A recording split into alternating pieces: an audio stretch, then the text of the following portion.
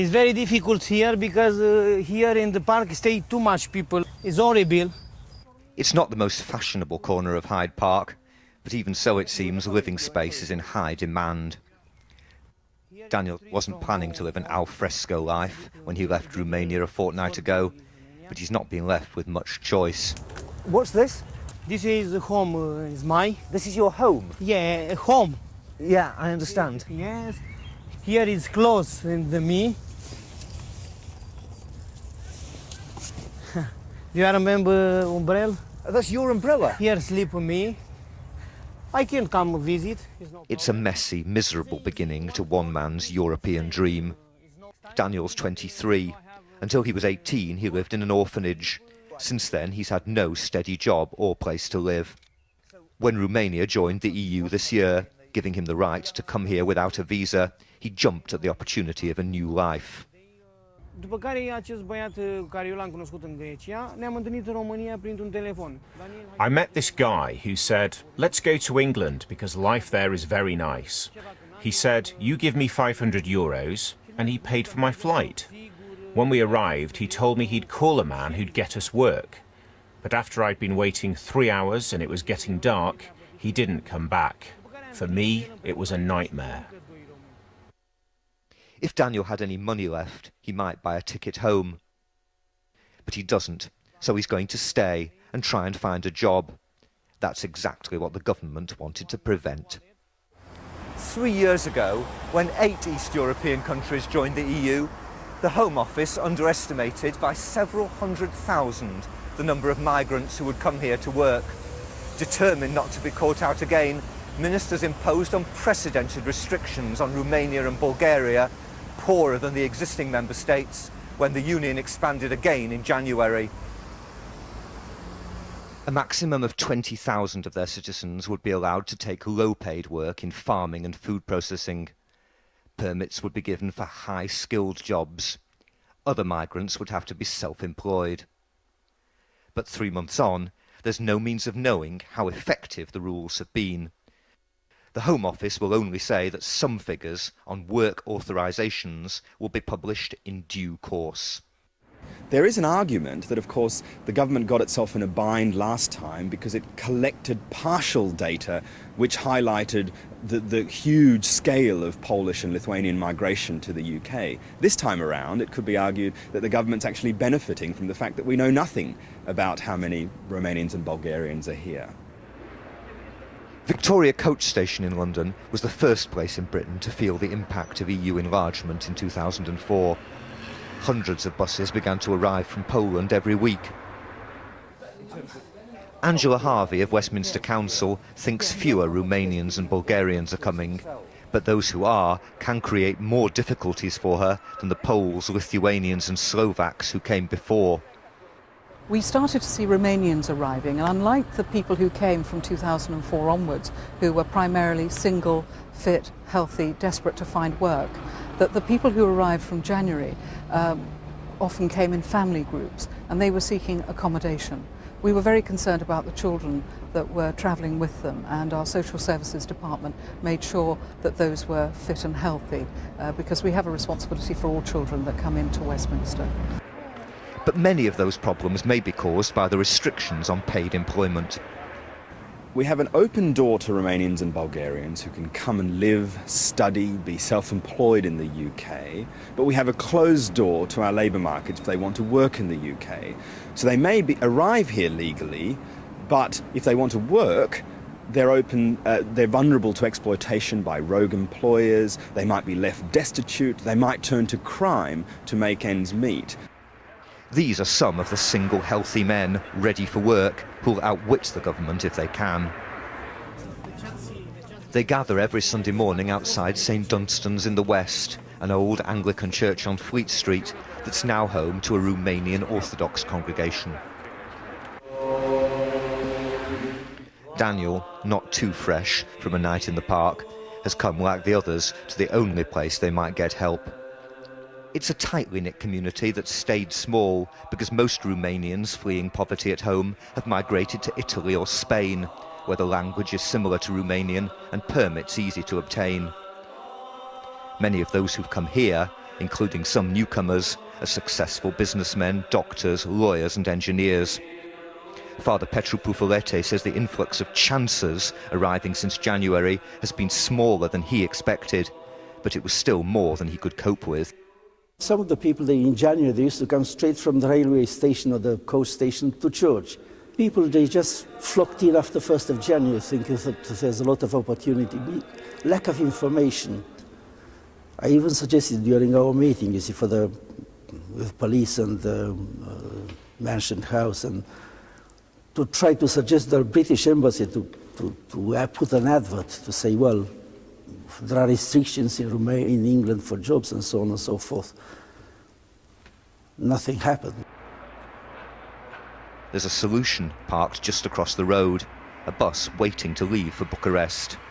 Since January, the church has persuaded the coach company to take some people back for free. Others have had their fares paid by members of the community, by the police and by Westminster Council. This woman's not sorry to accept.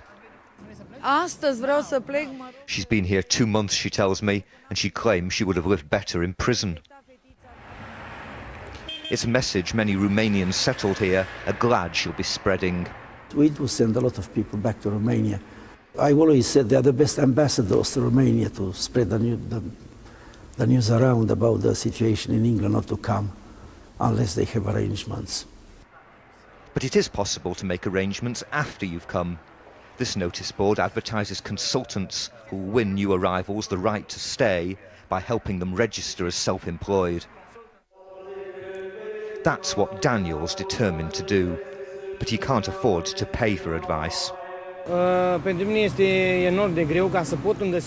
It's very difficult to find work because there is no Romanian office here to tell us about the documents we need to be legally employed. For Romanians who can get advice, Britain's booming building trade provides plenty of work. The boss on this project in Kent is Peter Motak. He first arrived from Romania as a self-employed builder 9 years ago, and he's built up a firm he reckons will be worth £3 million by the end of this year. Almost all his workers are Romanian, and almost all are self-employed. Now they don't need visas, he can bring in as many as he needs. If I need, for example, some good plumber, if it's not possible to find here, I can bring from Romania easily. Last time was impossible to do something like that. They're building 6 new houses. Romanian-born solicitor Simona Tatulescu guides new arrivals through the labyrinth of legal requirements they must fulfill.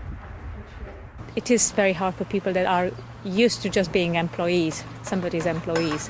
It is difficult for them to learn the language and get all the paperwork done and make sure they are compliant all the time without, picking up the phone and saying, Simona, am I in the right here or not? Because you need to prove you are working, you need to prove you have clients and not just 1 or 2. You need to actually prove that the kind of contract you are into shows self-employment. So that is the more difficult part. But at this prestige project, Romanians who believed they had all the right self-employment papers failed nevertheless to prove their right to be here, showing apparently how fine the line can be between genuine and bogus self-employment. It was a raid by immigration officers here at Wembley that first raised fears that the restrictions on new EU citizens weren't working. The officers swooped after a tip-off from Multiplex, the company building the new stadium, about a group of Romanians taken on by one of its subcontractors. The men were hauled off to a police station and given the choice between a £1,000 fine and 2 months in jail. But Vasil, one of the migrants who paid up, is still here, large as life. As an EU citizen, he can't be sent home, and he's been working on building sites again since his fine. He can't see why he shouldn't. Because they say that you're not self-employed. Yes, I think they don't really know what self-employed is. Because I am self-employed now. I made before, actually when I came here, I found out what I need to do to be self-employed. And what I did, I think it was enough to prove that I am self-employed. Vasil's come to meet Cristina Irimia, editor of a weekly newspaper for Romanians in Britain. She's campaigning to get the work restrictions scrapped. They're discriminatory, she says, and counterproductive. I think the government was a bit shocked or surprised by the number of Romanians and Bulgarians applying for self-employment. Maybe the Home Office didn't expect such a large number of Romanians to become self-employed, or they thought that getting work as self-employed, as for many other nationalities here, is not such an excellent option. But if you think about Romanians and think about the fact that it's their only option to find themselves a place on the labor market, of course they're going to become self-employed because they want to work as legal as possible and maybe they want to stay here for more years, so they're not interested on the black market. At the headquarters of the construction union UCAT, the General Secretary, Alan Ritchie, is appalled. He believes restrictions on Romanians and Bulgarians can only encourage the spread of a form of working that allows workers and bosses to avoid tax and bosses to avoid responsibilities too. We know from our experience it's bogus self-employment. We know if someone goes on a site, they gets his orders for a foreman, gets his material, got to be in the site at a certain time. We know that as an employee, and by far we know it's been abused in the UK at the present time. And to give you a comparison, in Europe at the present time, in the rest of Europe, 5% of the construction industry is self-employed, but in the UK it's well over 50%. Her Majesty's Revenue and Customs Service says there'll be new, tighter rules on self-employment from this month, but some doubt they'll make much difference. What's clear is that it's very hard to control what European citizens free to move across the Union do once they've got here.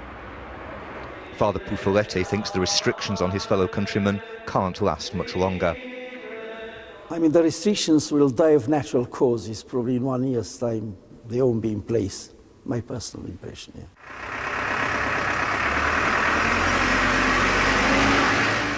Outside, the bus is leaving for Bucharest, taking back those who've tried their luck and failed, but it's far from full. Daniel has a message for one of the returnees, but he's got no reason to go back to Romania himself. Just a couple of days later, he's already improved his position. He's got temporary accommodation with a Romanian in North London, and he's looking for work in local kebab shops. Many have already turned him down, despite his diploma in cookery. They're put off, he reckons, when he says he's Romanian. But this time, they're talking longer than usual. What happened? What's happy, say, call me tomorrow. Maybe I have, give one job, or maybe no. Oh, so there is a chance? Yes, it's one chance for me. It's a long chance at best. They haven't yet discovered Daniel's got no right to work here. But that's no reason for him to give up trying. For now, trudging the streets of London's still better than going home.